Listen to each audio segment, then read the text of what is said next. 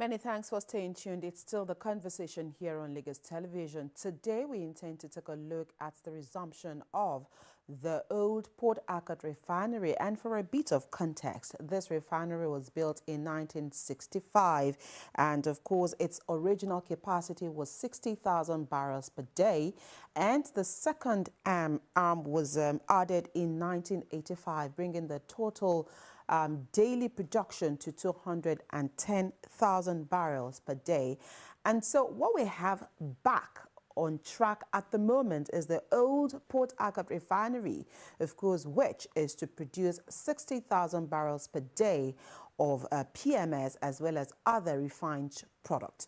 And we do have a guest in the house this morning whom together we'll take a look at what we intend to gain as a country now that this refinery is back on track, and perhaps how much we need to start holding on to government to ensure that the second leg of the refinery, which will bring the daily capacity to 10,000, is handed down on time. And we do have Jide Pratt, COO, owner, and country manager, Trade Grid, in the studio this morning. Thank you for joining us on the program. Thank you for talking to me. Right, so let's start this way. What we do have back on track now is the old Port Harcourt Refinery. And of course, it's to be churning out 60,000 barrels per day of PMS, as we all know, as well as other products.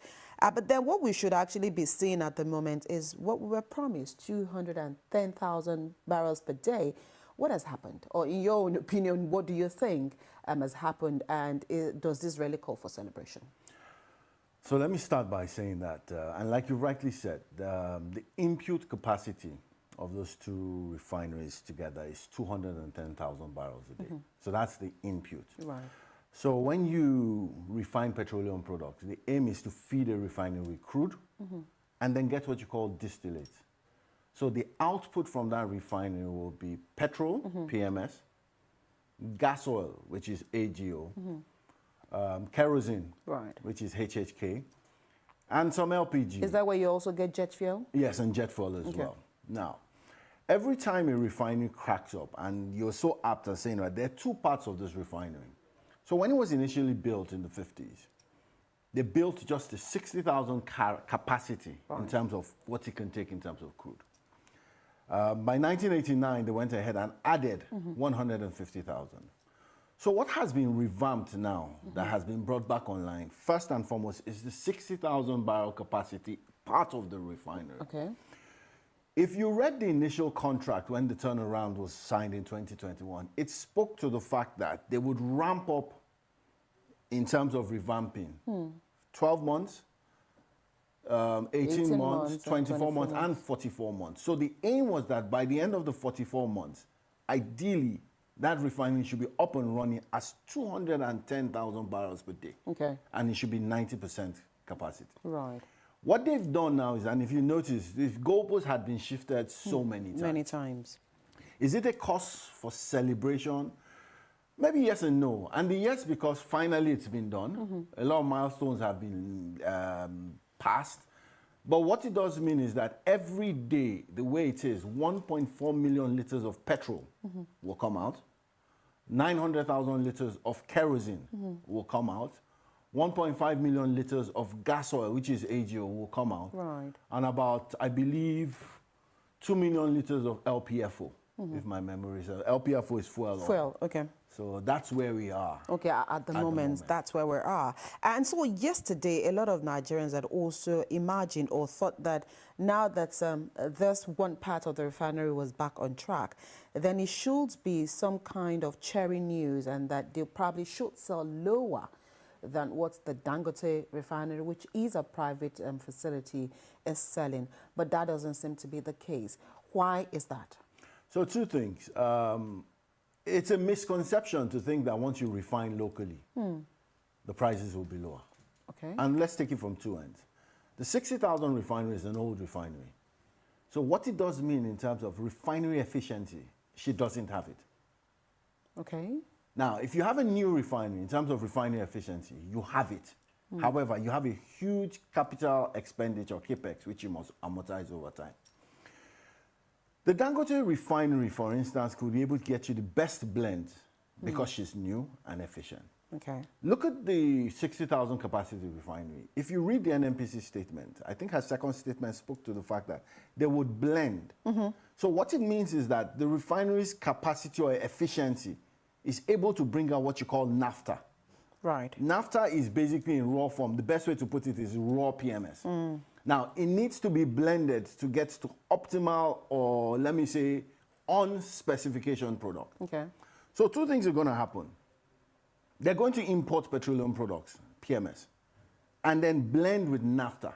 And let's be clear, blending is not an illegal. It's just to be sure that whatever you blend, in terms of test standards, is correct. Okay. So, in imports, if you imported a cargo and if you refined, one advantage you would have is freight. So let's go back to that pricing. Ideally, if you refine locally, you save up to 15 to 20% in terms of freight cost. Okay. So that ideally, if you put it back in terms of prices in Naira per liter, then ideally it should be cheaper by that amount. Right. However, there are also two things that are extremely important.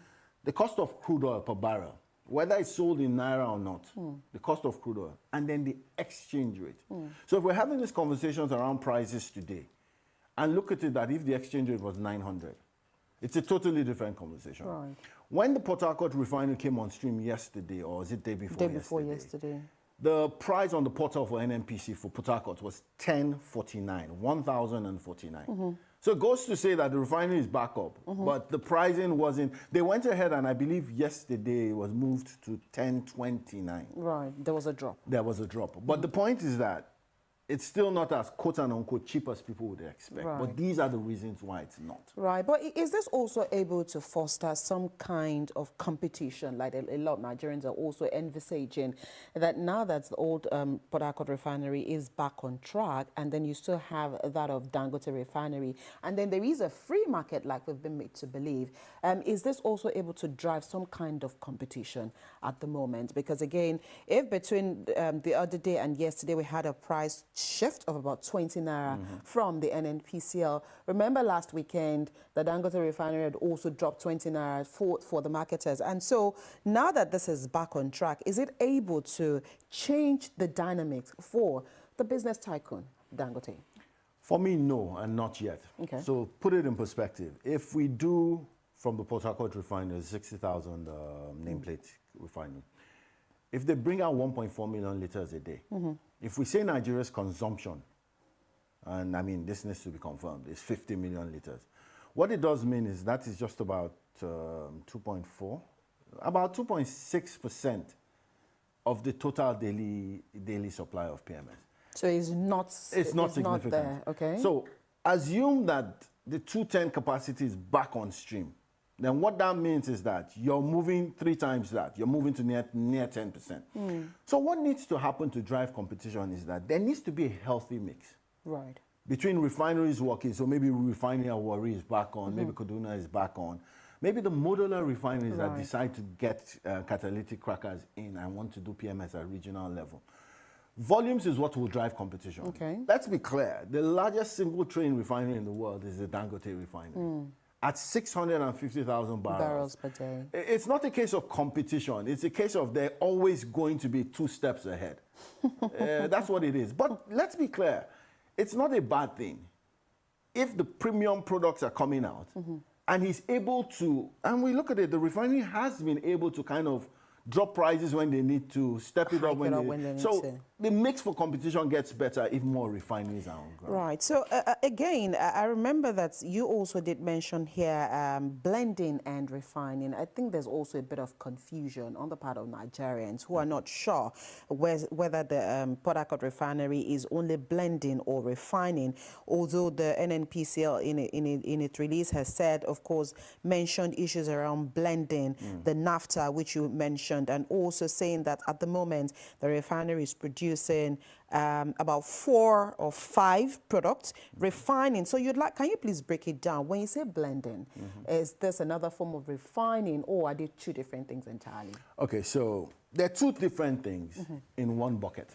Okay. When you refine petroleum products in a refinery, what you're doing is that you're putting it in a distillation unit. Right. And you're applying heat to crude. Okay. So it means at various different temperatures, fractional distillation, like they would say, different product lines are going to come out. And that means that at different heat and temperature, different products will be produced. Okay. That is a refining process. Right. If you want to blend this, it's mixing two different things together in the right to get a product. proportion. Okay. Now, if I wanted to cook soup and it was very thick, then I could put water into it to make it lighter. It doesn't kill the fact that it is soup, but I don't want a thick paste. It's now the texture. Okay. So in blending, naphtha is straight cut. Let's assume it's raw form PMS. Right. But to be able to achieve maybe the density, anything I need, then it means that I can add petrol, which I've already refined or imported, and add to it. That's not the problem. So that's the blending. It's a mix. Okay. So as it stands, with the Port Harcourt Refinery, which of the two do we have, or are we still importing, or are we do we have in abundance the naphtha or the PMS? So, or the PMS. So it's the PMS that we're importing. So we're still importing the We're still importing PMS because you're naphtha. going to mix it. So we are doing what you call straight cut, which is naphtha. Okay. So that refinery as is able to produce naphtha. Right. And then we import PMS to be able to blend. Okay, and then when we blend both, that is what we now get into at the filling stations to buy as PMS. Yes. Okay. All right, so now we still have a shortfall of other refineries in the country. Even the old Port Harcourt still has one other end that is still not working. Correct. And then Mr. President is hopeful that the 3 other refineries or 2 other refineries as well as other modular refineries are also able to work. But you also did mention that what's the biggest challenge why the modular refineries are finding it difficult to meet up to expectations? It's very simple, crude oil. Every refining thrives on the fact that their input item has to be crude oil. Okay. So think about it this way. If optimally we say that Nigeria can produce 2.2 million barrels a day of crude oil, but she's just currently at about 1.4 or 1.5, that means there's a shortfall. Right. So there are 2 things that come to compete for that. Feeding the refineries, that's number 1. And then the second thing is that revenue for the Federation account. Because once you sell crude oil, you get foreign exchange. Okay. So the question is, at what, and you have something called the domestic crude supply obligation. For the 9 or 10 years that NNPC was the sole importer, it meant that every time we got crude, we had what you call the DSDP arrangement, direct sales, direct purchase. Okay. So we'd export the crude and import refined petroleum products as a swap. Okay. Now, so what it is today that if those volumes that we're able to bring out from the ground are reducing, then there's pressure on supplying to both the modular refineries, the Dangote refinery, and as well as revenue issues.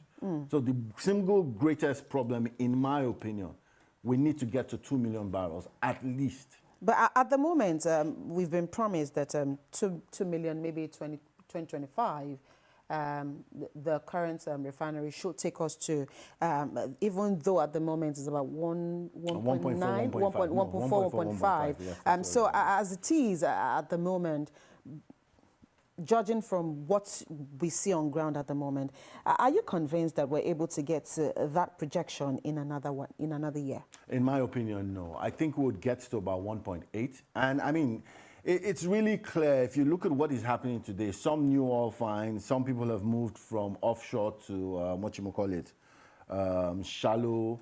Companies like Owando are involved in some transactions. So you hear 35. I mean, look at between October, or I believe September, October, we increased by 35,000 barrels. I'm not so sure that being able to move from 1.5 today to 2 million in a year is achievable. Okay. I think it's a long shot. I think at worst, if we get to 1.8, and we're constant about being on 1.8, in my opinion, that is where we'll get to. I believe going into end of 2025, Q1 2026, we can begin to look at 2 million liters. Okay, right. So with that in mind, and looking at the fact that probably poor maintenance culture was one of the things that took us to now grounding most of our refineries, and now we do have this on board. How do we ensure that we do not suffer the same fate, especially where aging infrastructure seems to be the order of the day? I think for me, and in my personal opinion, one of the things that we need to do is that we need to be clear about what refineries need to stay and which need to go. So if a refinery is not optimal anymore, it's gotten to its best by date. If you revamp it, the efficiency levels are still not going to be high in some cases. Right. So the NNPC needs to sit down and cherry pick.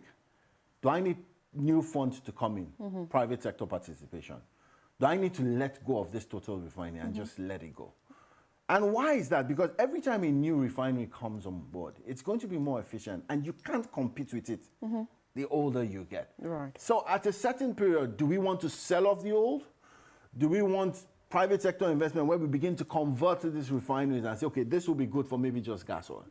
Do we need to enhance modular refineries that can afford to put in an RFCC and say that, okay, I'm not just going to do AGO, I'm going to do PMS as well. Okay. Don't forget, if they do PMS, Port Harcourt Refinery gets to 210 and does PMS, it means that the first thing is that in that supply chain, there's a quicker turnaround in terms of product availability in that area. The more they can refine, then it now begins to get to the competition level we mentioned. Right. So I think that there's the for, there's the against, but for me, I look at it as a balance sheet item. Is this asset got into its best by date? How much can I squeeze out in terms of efficiencies if I enhance it? So some have also said government has no business running refineries. Is this where now you've said government needs to cherry pick and then look at your options and then decide whether or not we had from our president Olusegun Obasanjo, who had thought, okay, the best bet was to sell off these refineries, but again after a rethink, now we're back to government again keeping these refineries and revamping them. So what's the best option?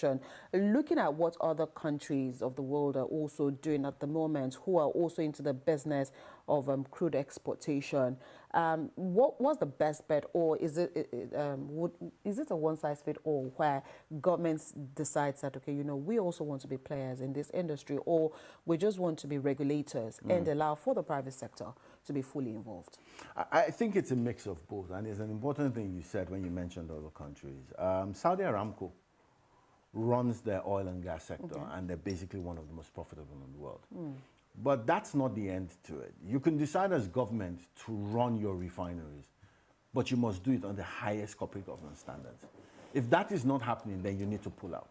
Okay. There's no gain saying that you want to run it and say it's a national security issue, but at the same time, you're not running it well. Okay. So if you can run it, get on the stock exchange if you need to get on the stock exchange, list.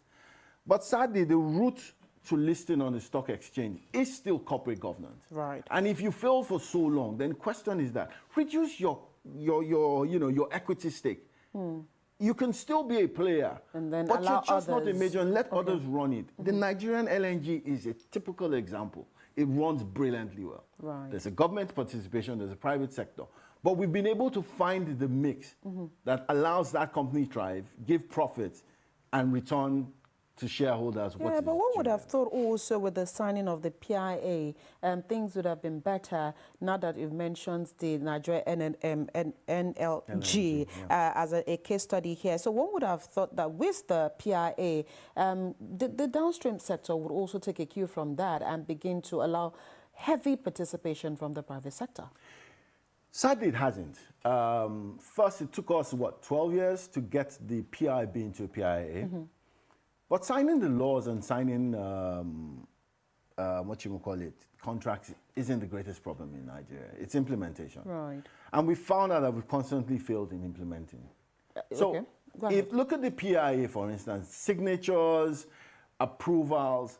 You're still looking at situations where it is still difficult to get approvals in Nigeria, even though the law states this is what should be done within this timeline. Now, so between the NURP, Nigerian Upstream Petroleum Regulatory Commission, and the NMDPRA, it's being able to put those laws into a bucket and say, what are the things that are impeding getting this SLA as at this time? Okay. But what is worse is that while we dilly-dally on things like this, capital will always chase returns. So it meant that if someone came in with $10 million today, right, and says, I've been here for 6 months, I can't get around red tape, even though there's a PIA in place.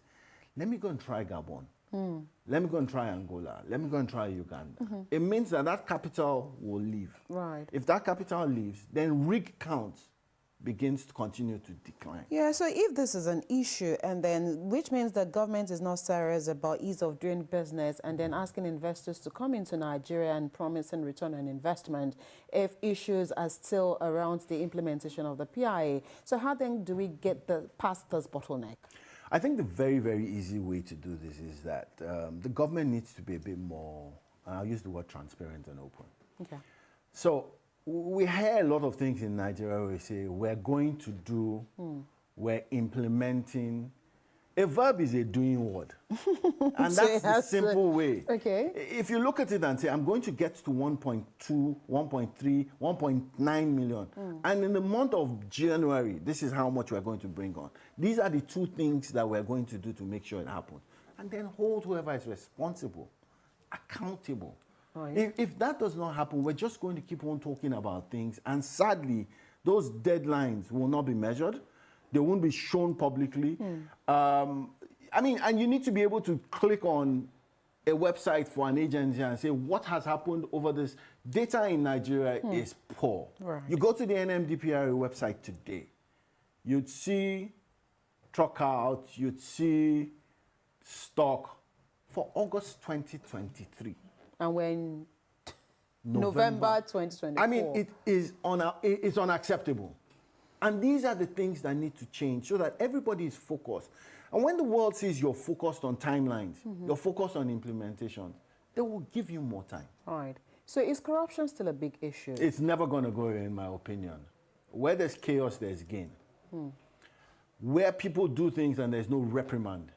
If I can get away with murder and that's what happens, then there's an incentive to continue to do it. Okay. So until we have institutions that are larger than individuals, we have agencies that do their job not because the president says so, but because it is their duty to do, everybody falls into line. Right. I ask a question and I say that if you went to Ghana, the same bus driver that would drive against traffic in Lagos won't drive against traffic in Ghana. Right. Why? Because the laws are there and they're being followed. active. It's really as simple as Right. that. So a lot of people also have also linked issues around pipeline vandalization and crude oil theft as one of the two biggest issues that the sector is still facing. In your opinion, do you think it's as big as people say? I believe it is. And going back to what we said about data, we don't have enough data. So you'd even find out that sometimes the pipeline vandalization and what is lost is more than we think. Because we're just seeing the ones that we see. Right. So we're able to quantify. What are the ones we can't quantify? Okay. Line tracing, heat tracing, data, drone management. There's so many ways to monitor pipelines. But the question is that, are the pipelines too large an exercise for the government to monitor? If that is the issue, then I mean, begin to look at how to privatize it as well. Bring in data, bring in technology. But it means that if someone is responsible for 500 kilometers, that person is going to invest. He's going to earn a right of way or throughput. So that way it's monitored the right way, because this is the resource that gives us the best in terms of revenue. We need to protect it better. Is there a role that the global, because again, we understand that issues around crude, issues around oil is a global trade. And yes, Nigeria is a player, but are there roles that other international communities do play when it comes to discussions around the sector? I mean, OPEC is the melting pot for discussion around the sector. So one of the things that you get from OPEC is that anytime you need month-to-month data, there's a cooperation among member states. Okay. OPEC Plus is also in OPEC, but in my opinion, have a different agenda to try and keep crude oil prices up. So these conversations happen. But you see, there's a global perspective for everything. But at the same time, there's a Nigerian perspective to solve a Nigerian problem. Right. So while we have benefit of hindsight, best practice from global oil and gas companies, solving Nigeria's problem is really local. And I think we need to focus on how we solve it and just take best practices from OPEC. Right. So let's also quickly look at the role of the NNPCL in all of this. And a lot of people sometimes, and I know you talked about trust issues earlier on, and say that government needs to also be more open and be more transparent when it comes to dealing with issues like this. And so with exploration and production, in the upstream sector, which the NNPCL plays a pivotal role. How would you rate the crucial role that NNPCL plays in that sector? Rating it, I mean, it's difficult. Why This do I probably say will so? be your own personal perspective. This is my personal perspective. I think that the NNPC, let me say, has done two. I'm just being abstract here. She should be at 6 or 7. Okay. You hold a capital, you hold a national asset, and you've held it for so long. Let's be clear, it's not the mines that are not in the NNPC. The best mines in the oil and gas sector, believe it or not, are in the NNPC. Now, there seems to be a conflict between doing what is right and what my Oga says I should do. So it means that it can be better managed. Look at things like gas. Recently, you noticed she signed a 10-year contract with the Dangote refinery for gas provision. These are the things the NNPC needs to try and go and sort out. Okay. We have more gas in Nigeria than we have oil. We're sitting on 207 trillion scoff of gas. And we keep flaring. We're flaring. So what it means is that finding ways around commercializing gas, finding ways of enhancing crude oil production, signing long-term gas contracts. But to do this, back to what we said, we've talked about trust deficit, you need to have a proper board structure. NNPC today is owned by MOFI, Ministry of Finance Incorporated, and Ministry of Petroleum Resources. We need to bring in more players into that sector. Okay. They need to be driven by corporate governance so that they do much better. And they can do much better. Right. 2 years ago, or was it last year, there was no contribution from the NNPC to the Federation account. I mean, these things are unacceptable. There are challenges, yes, but that's why you get best minds to go and solve problems. Right. You don't get best minds to tell you this is the problem. So get on the stock exchange. Better openness and probity. The easiest way you're going to do that is getting on the Nigerian Stock Exchange. Okay. Do you need to let go of some of what you own? Free equity. If you free in equity, cash comes in into the country. But it also means that investment comes in. Right. Don't just say, I will do. Do. Let it become a litmus test so that when capital flight is leaving anywhere, it's actually leaving places like Angola and coming to Nigeria. Set deadlines and timelines that are measurable. But you can't measure it on yourself and say that this is what we've done. No. Enough of the bland statements. Let's get critical in terms of number and let's begin to drive data. Right. So with this refinery on board now, can Nigerians probably go to sleep and be rest assured that the era of fuel scarcity may be over? I think the era of fuel scarcity, and I'm not going to say from this refinery, I'm going to say from the Dangote refinery. Okay.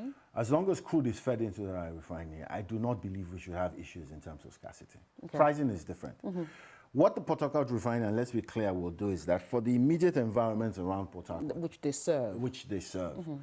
The more they refine, the more they have. Today is 1.4 million. Yeah, and they push out. And they push out. Once you push it out, the pricing is another thing. But once you push it out, it means that products are available. Let's also not forget, people still import into Port Harcourt. Right. If they do that and the landing cost is not too far, but then it means that the issues of supply chain, the issues of enhanced wait time for shipping reduces. If you brought in a cargo from abroad, you'd probably be doing 14 days if you went in from Europe. If you went into Lomé, maybe about 3-4 days. But I mean, from the refineries, it's same day. Okay. So I do believe the issues around product scarcities are behind us. Okay. But to do this, it means that these refineries that are opened must keep working. Right. Because again, you also did mention that pricing is another thing. And then we can't wish away the fact that pricing will always be a problem. Yeah. And so the sellers, that's what are they called now?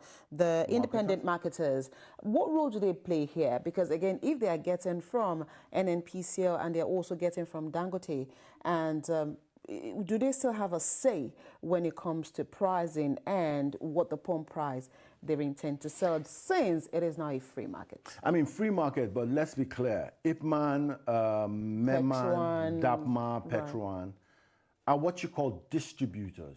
They're marketers, but they're the distributors. What it means is that if you look at the combination of stations they have, probably over 35,000.